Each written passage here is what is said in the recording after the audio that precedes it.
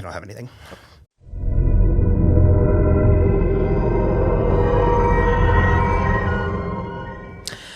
Hello, everybody. I'm Will. And I'm Kristen. And this is So I'm Watching Lost, Season 1, Episode 4. Walkabout. Because that's what Locke did. Yeah. But before we start, I haven't memorized this yet. I'd like to say that if you like the channel and want to help support us, there are a number of ways you can do that. Number one, you can like and subscribe. A thumbs up does the best. It apparently helps the most in the algorithm. Number two, you can tip us over at Venmo or Cashapp at So I'm Watching or $ So I'm Watching, respectively. Respectively. Three, and respectfully. You can join our Patreon, which is currently under construction, but if you want early access to select new videos and full access to our entire audio back catalog, you can head on over to Patreon for as little as $1 a month. 4, you can visit our website and get access to our complete back catalog of audio-only episodes. If you want us to cover it, there's a not 0% chance we already did. We might have already done it. And 5, you can head on over to Amazon to buy a copy of our book, Fairytale. Woo! Fashion, fantasy, humor, and adventure collide when a group of spoiled royals must find and defeat an ancient evil in this this modern reimagining of classic fairy tale characters and tropes. Boom! Now, back to the show. I wanted it to be organic. Is this organic? No. Okay, so this is a Locke episode. I have two feelings about Locke. I do like Locke. Sure. I think he largely works based on Terry O'Quinn's performance. He's also the worst. He is also the worst TM. There's a lot of man pain in there. So much man pain. And his whole, like, I've been in this chair for 4 years. I know how to do this. That's 4 years. Late in life, wheelchair. Yeah. 4 years is not enough time to know how to do a walkabout in the Australian outback. Yeah. It's also, like, I get why it had to be 4 years, because it had to be, like enough time that he's, like, used to the chair, but not enough time that his, like, legs have completely atrophied, because otherwise how's he walking? Magic. You know, well, just... That's where this shit starts. Yeah. Honestly, as much as I remember about this show, there's so much that I just was like, click, click. Yo, yeah. And I was like, oh God, all the man of science, man of faith stuff started coming back to me. And much like Locke, I feel two ways about it. Part of me really enjoys it. Another part of me is like, this tedium. And I swear to God, until he said it the first time, I had forgotten 100% about the don't tell me what I can't do. Don't tell me what I can't do. That is his catchphrase forever. He never stops saying it. Catchphrase. So we get the boars. We had one in the previous episode, but it wasn't confirmed. We have confirmation. We now have confirmation. It was chasing Michael. That's how he stumbled onto Sun. That's what I always assumed, is that was what was in the woods chasing Michael. But yes, now we do have confirmation, because they are feasting on the dead bodies in the fuselage. Well, we find out it's been 4 days, and I'm like, that's something needs to be done, which they come to that point, and they've also run out of food. Yeah. So I feel like 4 days on a deserted island is a real... shit gets real. It's a real reckoning of what's going on. Like, absolute max, I would say a week, but it's like, if you've reached the 4 to 7 day mark, you've got to start. We need to start planting coconuts. Yeah, how are none of them foraging for fruit and stuff? Sun is. Well, Sun's the only one. Sun is. She is playing 4D chess. There's a handful of them that are. Okay, we haven't gotten a ton from her yet, and it's several episodes before we do, but she's one of my takeaway characters from this series. Sun is incredible. Incredible. Just general musing. I do think that if you're going to be stranded, isolated in a wilderness, that this is one of the better scenarios. It's an island, so you're in the tropics, so you're not going to have to deal with snow, with winter. Because of the oceanness of it, you do have access to water, salt water, but water for cleaning and whatnot. Also, most islands do have a freshwater source, which they do find. And marine life. And also, they have a decent amount of equipment. I think they could... Can you drink... If you boil salt water, can you drink... Is there still too much salt in it? You have to catch the vapor. Yeah. Is there still too much salt in that? No. When you're boiling water... You are taking the water away and leaving only salt. So if you boil the water and you can catch the steam, you can create, but you have to know how to do that. Regardless, but it's also it's a big enough island that it feels like it can sustain an ecosystem. Yeah. So it's kind of and the number of them. What did they say? There's 40. There's at least 48. Yeah. 48 of them. I guess 47 now because the air marshal died. I don't know. I find it. They have a lot going for them, in all honesty. And even in the previous episode when I was like, I feel like they should be more concerned about finding the dog than they are. I was like, a dog is valuable. Yeah. Because he is barking at danger. He's the one that alerts them to the boars. One thing that chaps my ass about every single one of these type shows, because we went through it with Yellow Jackets, is why do they never use the plane pieces? Why do they not gut the fuselage and use it as a shelter? Well, I still think it's maybe not big enough for all of them to be like living in there. But still, it's like... And they do use pieces of it because when Hurley has the spear and he and Charlie are fishing... No, I get that, but I just sort of feel like it could be a hub of sorts that they just never end up doing. Because I'm like, those planes are designed to pack people in like sardines. Yeah. You could, if you left the seats in there, people could sleep in there. Like... Well, Sawyer has like 2 seats... in his little tent camp thing the whole time. So they've done it with some. I mean, I agree with you. It could be like, although I don't know, because like I was going to say it could be like Jack's hospital, except for there's not enough light would get in and he would need light to be like doing. Well, and also, I mean, it's evident that they do have some tools. Yeah. So I'm sort of like, could you not take it apart in some degree? I don't know. I don't know. I don't think it needed to be burned. I think that they needed to bring the people out. And I felt like I remember that being a bigger plot. 4 days baking in the sun. I don't want to be. Those people would just fall apart. So you're gonna burn this steel structure that could? I'm sorry. I think I'm not against what you're saying at all, and I agree, especially with Yellow Jackets, where I'm like, there's got to be something you can do, but at the same time, I don't know. I get both sides, I guess. I mean, dig a hole and use it as like a cover. I don't know. I think that there's something that they could do with it that I don't recall them doing. Yeah.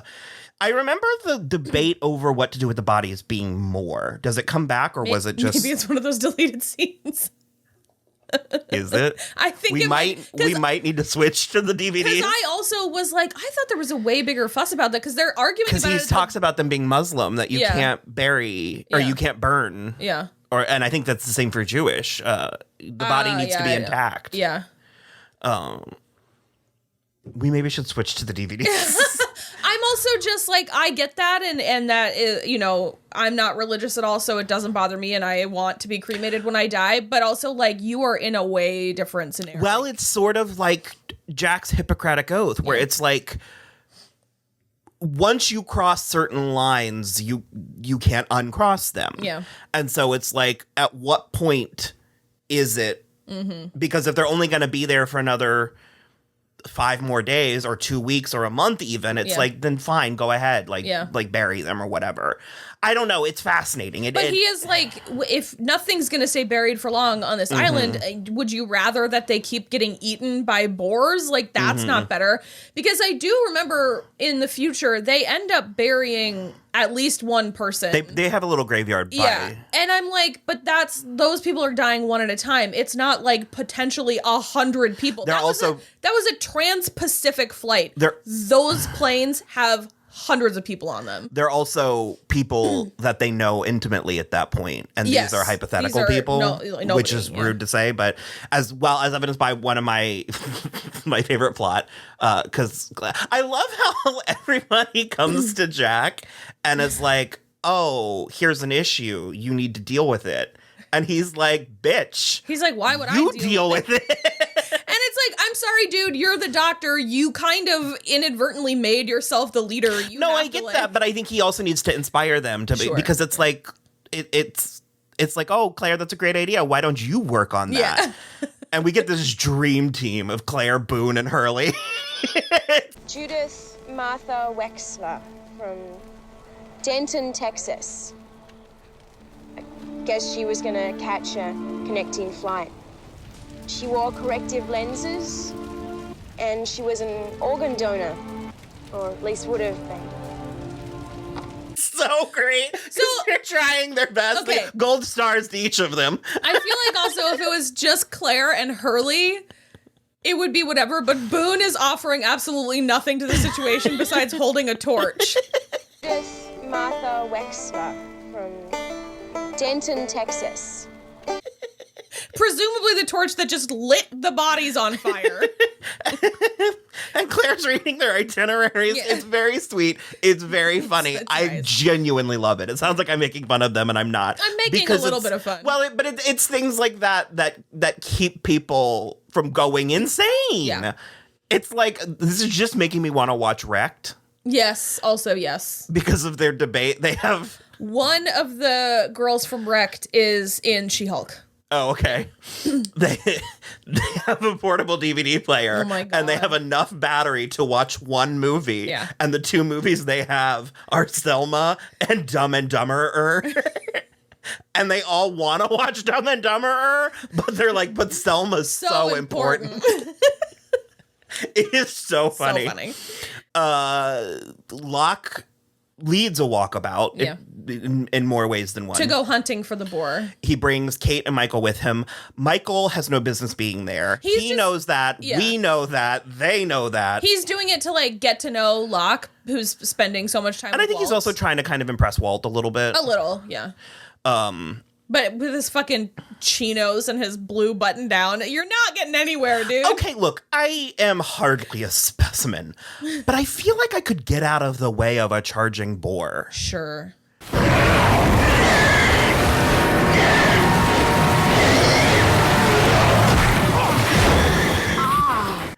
Because Twice, yeah. Kate needed help, Yeah. and then it got Michael, and it's just like, Well, here's the thing about you and I. Neither one of us are specimens, and we would not be in the way of a boar because we would have stayed at the beach and tried to think of how to make Mai Tais with Shannon. why does she suck so hard? What is their point? Because the worst part is there's so much of it that's salvageable, because if she weren't just being like borderline cruel, because it's like, there's nothing, she passed that test. Boone was like, you can't fend for yourself. And it's the whole like Brides of Immortan Joe. It's like, what she's bringing is different than what everyone else is bringing. Yeah. But you have to, like, she could have actually made friends with Charlie. Yeah. Well, the other thing, too, is that I actually think is brilliant about her plot in this episode, is that it takes her 0.5 seconds to be like, you're the weak one. Hi. Hi. Shannon, right? I was just gonna go for a walk. You wanna come? Yeah. Yes. Sure. I'll be back, I guess. She's gonna show me. I'm going after But you. again, I'm just like, I wish they had done something with it. Like, I wish they agree. had either softened her, or, like I said, made her funny, or made her like maniacal. So, like, hi, I'd like to introduce you to this thing called misogyny, where all 4 of these people are dudes, and that's why Shannon sucks. I just, because again, it's like, if she just sort of like started recruiting this like harem of men to do everything for her, that would be funny. Yeah. Like that would be sort of interesting. Because there's even that moment that she has in like episode 2 with Claire, where Claire was like, oh, your boyfriend, blah, blah, blah. Yeah. And she's like, he's my brother. Yeah. And I don't know. It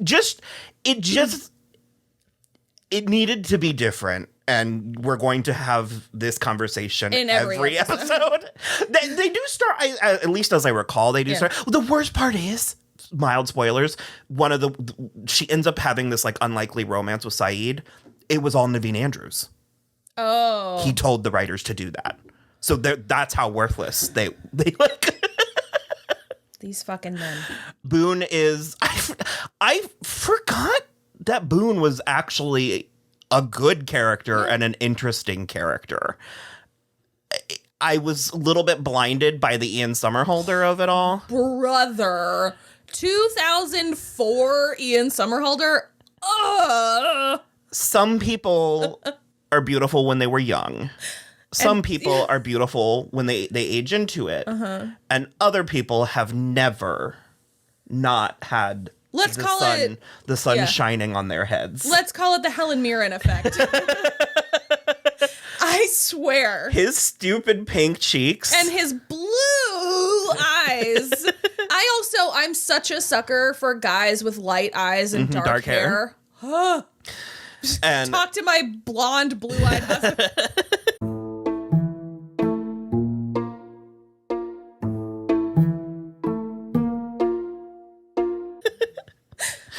Well, and once again, it's like he's concerned about Rose, but then he doesn't go talk to her. I don't think he's the one. He wouldn't have done it right. No, he wouldn't have. He wouldn't have done it right. And also, we have to have this full circle moment with Jack, because they were sitting next to each other on the plane in row 23.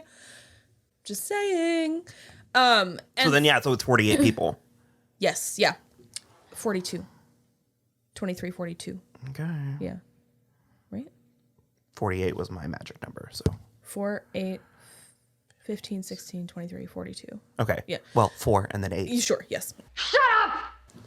Regardless, what was I saying? Oh, they were sitting next to each other, and so basically Boone is like, I don't think she's been eating or drinking. I think she's really messed up from her husband. And so I actually do love this too, because it really just presents Rose as like she broke, like her brain broke. I don't know. I love it. It's a sweet moment. You know, Doctor, you don't have to keep your promise.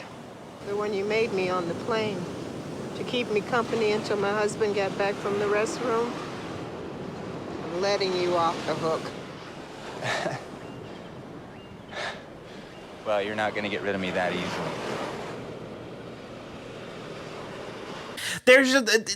It's why I'm glad that I powered through my like hesitation to revisit it, because we were correct in our memory that the character drama is very good. The way that they so masterfully make most of these people mysterious and interesting and sympathetic, and like it just sort of, there's all the flashback, as we hinted at before, is Locke.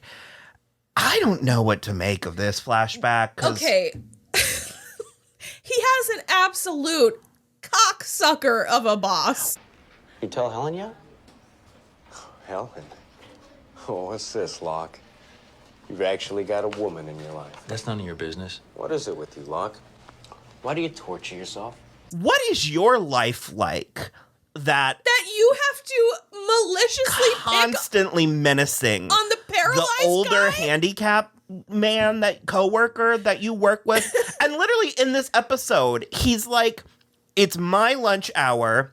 He's got his game. He's got his friend there playing his game with him. What is so bankrupt in your life?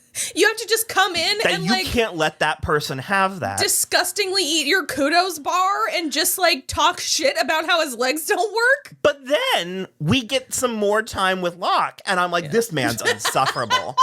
It might become my life's goal to take away any and all joy he has. Maybe. So I don't know whose side I'm on in that scenario. We also do get the introduction of Helen, who Does she? She comes back because she is played by Katie Sagal. Right. Always the right choice, Katie Sagal. The magician? And so it is a woman who is presented as his girlfriend until we find out that he is basically calling like a phone line for, let's say, companionship. Helen?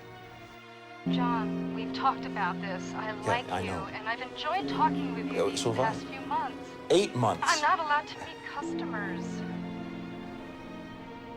Because... Is that what it is? It's like a phone sex line. I couldn't remember if there was like a third layer. But I actually do think it's, well, he's using it because he's lonely. I don't know that it's actually, I don't know that we ever get confirmation if it's actually phone sex or if it's just a place you can call if you're lonely. Mm-hmm. Those are different things. Mm-hmm. We also get the beginning of, actually, I guess that's a spoiler. That's a huge spoiler. Start over. Cut that out and start over. We also get the beginning of one of several mysterious men.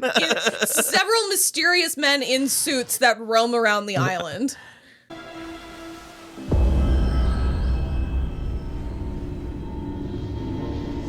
Jack keeps seeing an older man in a suit. We'll get to it. Yeah. I was going to start talking about it, but we'll get to it.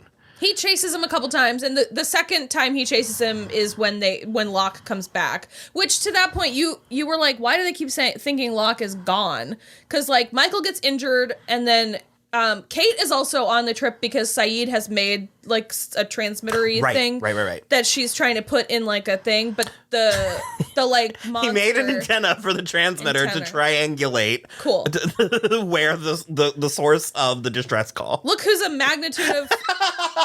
more tuned in. A great deal of magnitude more tuned in. So anyway, she accidentally drops it though, and so she and Michael go back, but she drops it because of the monster. I was playing with the dog at this point. That's where she she sees the monster and she thinks it gets Locke, and then they she and Michael go back. And also Locke stares into the eyes of primeval, mortal, whatever nonsense, and doesn't tell anybody. No. So fuck this guy. Mm. We are letting our future feelings cloud it because at a certain point, no, that's organic. I was like, okay. At a certain point, every time there's a Locke episode, it was like a collective groan in this friend group. So I do enjoy Locke. I just said it. I enjoy Locke as a character. But if you lived through this in real time, he was that dude in college's favorite character. You're just like, I can't not. You know, as a vocal Shannon fan and a vocal Shannon and Boone fan. I'm just such a sucker for the characters that I relate to most. There's nothing for me to relate to in him. Emotionally, physically, nothing. I can't relate. And I feel like it goes without saying, but he's no longer handicapped, which they set that up really nicely in the previous episode really with Boone and Claire trying to move stuff. But remember they're weirdly the ones dancing in that promo? Boone and Claire? Because it was Charlie and Claire using the wheelchair in the last episode. Was it Charlie? Yeah. Okay. Boone and Claire. I can't find my way. That's interesting. I think that's it with this. Yeah, that is mostly it. Locke does get the boar, so they have food. They have taken care of the people in the fuselage. I think they did. Sun invented toothpaste. It was like it looked almost like an aloe leaf. Yeah. And then they did finish scavenging the fuselage, where they got the rest of the bags and stuff out. So they have gotten the useful things out of there. But you're right. I mean. Although, I don't know, I think they get, the drink cart out, because I think Sawyer has the drink cart in his tent, too. Oh, yeah, he's, hoarding things. Yeah. He got all, the books and stuff. Yeah. Oh, yeah, because isn't he, the library? Okay, at one point, though, he is, a warlord, because they have to, come to him for stuff, because he has taken all of it. It's actually kind of hilarious. So, okay. Well, we're going to watch the next episode, and we'll be back to talk about it when we're done. And all of the things. Yay. Bye.